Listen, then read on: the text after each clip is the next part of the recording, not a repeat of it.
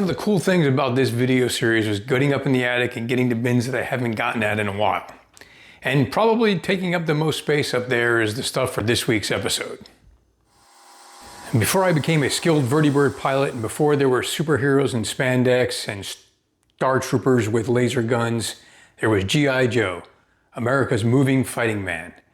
Born in 1964, this was more than a toy, this was kind of a revolution.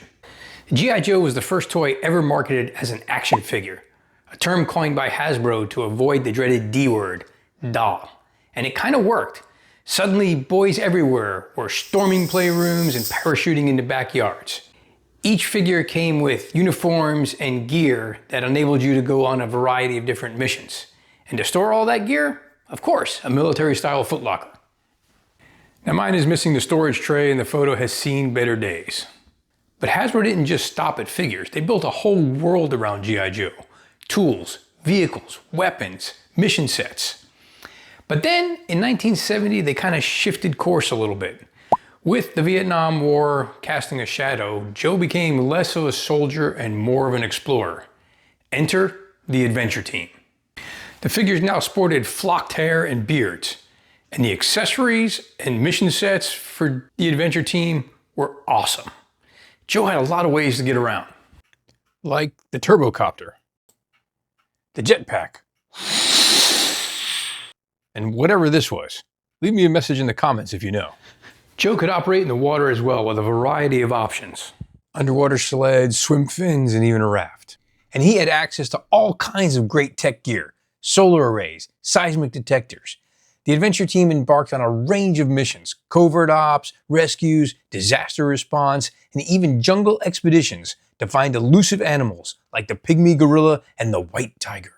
Of course, the team needed a headquarters like this one from the early 1970s. It had a control room with a map table, a storage room, and an observation tower with a movable searchlight and an elevator chair. Ah, he's okay. And if you needed to take your command center on the road, this is the Adventure Team Mobile Support Vehicle. In minutes, you could set up and have a fully operational mobile headquarters and ready to run whatever the operation was that was required of the Adventure Team. Launch the reconnaissance drone. Man, I wish I had one of these to cruise around in on the weekend. There were some non-OEM accessories as well, like this fold-up action figure case. It was divided into 3 sections: the Earth Science Lab, the Control Center, and the Supply Room. There are lots and lots of illustrations of equipment on the walls, although the scale is a bit wonky for some of them. There weren't a lot of battery-operated things for G.I. Joe, mostly lights, which meant you had to move the vehicles and the figures yourself. And most importantly, you had to use your imagination.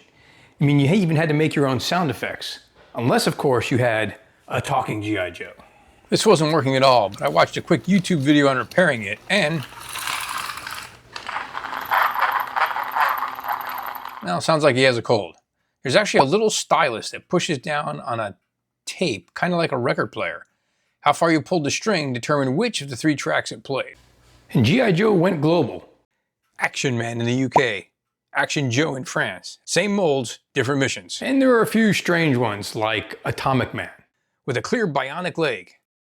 G.I. Joe was more than a toy. It was a cultural icon, a canvas for imagination, and a symbol of adventure.